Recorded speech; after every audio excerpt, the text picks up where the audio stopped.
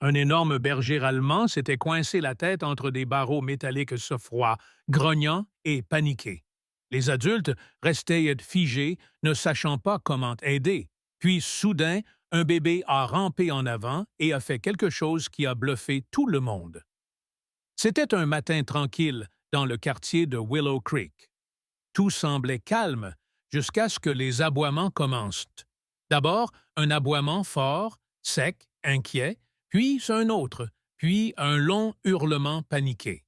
Derrière la haute clôture en fer, au fond de la cour latérale, on entendait le hurlement d'un gros berger allemand.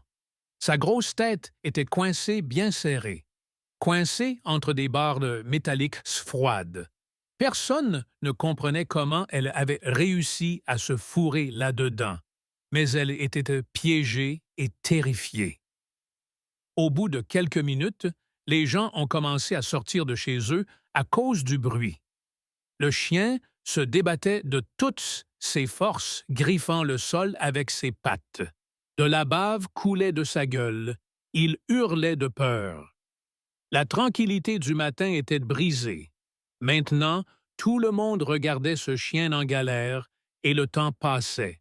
Les deux premiers à courir vers la barrière furent les deux voisins, Monsieur Halverson, de l'autre côté de la rue, et un ado nommé Ellie.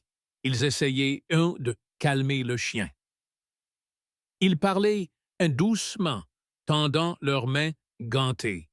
Mais le berger allemand était paniqué. Son corps puissant frappait les barreaux, les crocs découverts, non pas par colère, mais par peur. Il va se faire mal, murmura M. Halverson, regardant autour de lui, inquiet. Quelqu'un a apporté une bouteille de produits nettoyants pour lubrifier les barreaux. Ça n'a rien changé. À chaque fois qu'il touchait le cou du chien ou essayait de lui tourner la tête, il se débattait et poussait des cris de douleur. C'était clair, il ne comprenait pas qu'on voulait l'aider. Une femme a appelé les secours, des animaux.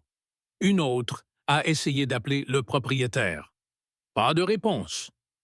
Elaï s'est accroupi, essayant de parler calmement. Tout va bien, mon garçon, repose-toi juste un peu. Mais le berger allemand était épuisé. Il respirait difficilement, la langue pendait de sa gueule, la tension montait dans l'air, les idées manquaient, tout comme la force du chien. Au bout de quelques minutes, le bruit a attiré une petite foule. Les parents serraient leurs enfants contre eux. Les voisins restaient à distance, filmant la scène avec leur téléphone. Quelqu'un a suggéré « Tournez-lui la tête, arrosez le dos, peut-être couper la branche. » Mais il n'y avait pas de vraie solution. Une berger allemand, grande, musclée, clairement bien soignée.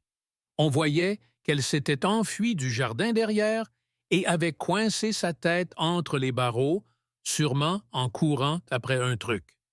Maintenant, elle était piégée. Les oreilles plaquées, les yeux pleins de peur.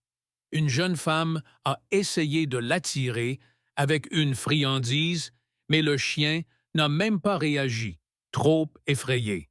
Un autre hurlement sourd et déchirant a fait sursauter quelques personnes. Il va s'évanouir, a chuchoté quelqu'un.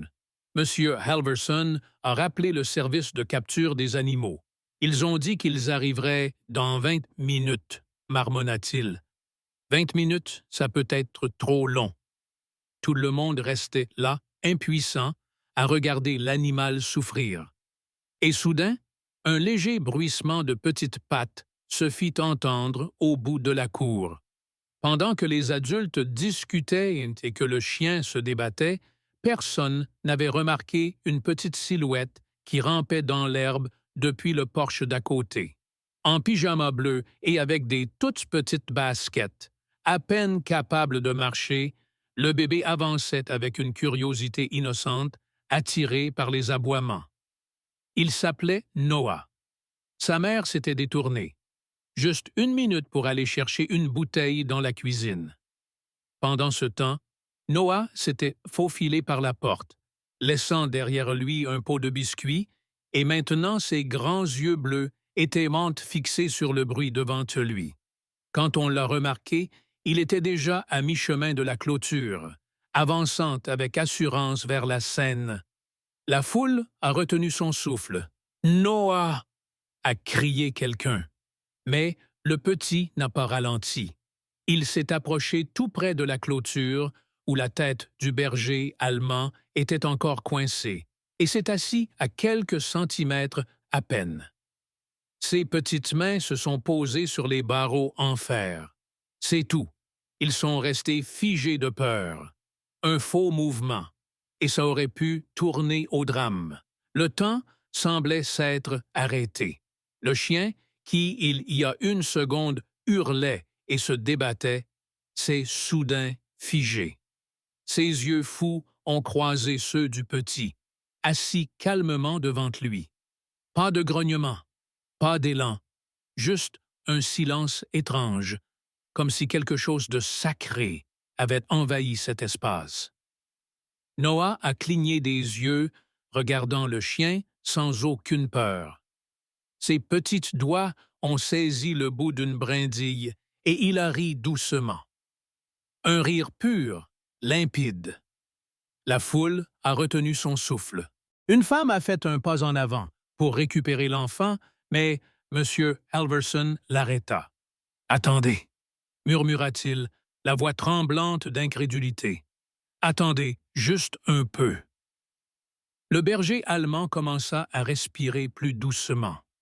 Ses oreilles se plaquaient contre la tête, se soulevèrent légèrement. Le chien gémit doucement, pas de douleur, mais comme pour s'excuser. Sa queue, qui jusque-là frétillait nerveusement, reposait maintenant calmement. Noah tendit la main à travers les barreaux et toucha le nez du chien. Et pour la première fois depuis le début de toute cette histoire, le berger allemand ferma les yeux. Le monde bascula dans le chaos sous la forme d'un bébé. Une petite main est restée posée sur le museau du chien. Doucement, calmement, le chien a poussé un long soupir, comme s'il laissait partir toute la peur qu'il avait en lui. Ses muscles, tendus et tremblants, se sont peu à peu détendus. Noah a de nouveau gloussé et s'est penché en avant, posant son front contre les barreaux. Le chien n'a pas bougé. À la place, un petit gémissement reconnaissant. Puis, à la surprise générale, il a léché les petits doigts du bébé. Un murmure a parcouru la foule. « Vous avez vu ça? » Il est calme, comme s'il le connaissait. Eli et M. Halverson se sont approchés doucement, observant la réaction, mais le chien est resté là. Il restait calme. Il continuait de regarder Noah, lui faisant confiance. Grâce à cette confiance, les voisins ont pu s'approcher un peu plus. Une personne a doucement enlacé le corps du berger allemand. Un autre a examiné la clôture. « Il n'est plus aussi serré », a remarqué quelqu'un. « On peut essayer de le libérer. » Le petit n'avait pas juste calmé le chien, il avait donné une chance à tout le monde. Eli s'était mis à genoux à côté, tendant lentement la main vers le cou du berger allemand. « Doucement, mon gars », a-t-il chuchoté en jetant un coup d'œil à Noah, qui était toujours assis pas loin. Le petit tapait dans ses mains comme pour les encourager. Le chien ne grognait pas. Elle ne résistait pas. La confiance envers l'enfant s'est étendue à tout le monde. M. Halverson tenait la barrière pendant qu'Eli tournait doucement la tête du chien. Un moment tendu où elle semblait coincée. Mais ensuite, avec un petit mouvement et une légère poussée, la tête du berger allemand a glissé dehors. La foule a éclaté en applaudissements. Le chien a reculé en haletant, mais il était libre. Il n'a pas pris la fuite, ni aboyé. Il est allé directement vers Nogko, posant sa tête sur son épaule. Le gamin a poussé un cri de joie et a tapoté le chien derrière l'oreille. Les téléphones. On claquait des doigts Quelqu'un essuyait ses larmes. Ce n'était pas juste une question de sauvetage, c'était un lien.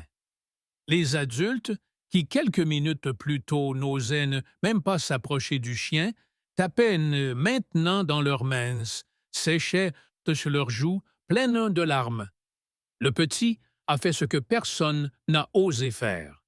Personne ne pouvait croire que c'était le même berger allemand qui, il y a quelques minutes, grognait et paniquait. Quelqu'un a murmuré « Ce gamin n'a pas juste sauvé le chien, il l'a changé. » Merci d'avoir regardé. On t'attend sur notre chaîne.